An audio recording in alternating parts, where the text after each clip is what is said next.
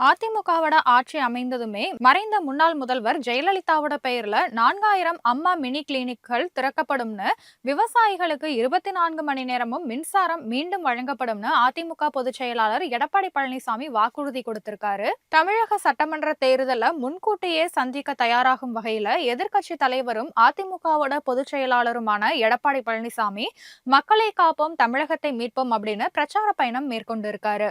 முதல் 2 கட்ட பிரச்சாரத்தை முடித்து இருக்கிற எடப்பாடி பழனிசாமி தற்போது 3ஆம் கட்ட சுற்றுப்பயணத்துல ஈடுபட்டு இருக்காரு. வேப்பனஹள்ளி, தளி மற்றும் ஓசூர் சட்டமன்ற தொகுதிகளில் மக்களை சந்தித்து அவர் ஆதரவு திரட்டினாரு. கிருஷ்ணகிரியில பொதுமக்களிடையே உரையாற்றிய எடப்பாடி பழனிசாமி, தமிழ்நாட்டுல ஏழைகள் அப்படிங்கிற சொல்லே கிடையாதுன்ற நிலைக்கு உருவாக்குவதுதான் தங்களுடைய லட்சியம் அப்படின்னு சொல்லியிருக்காரு.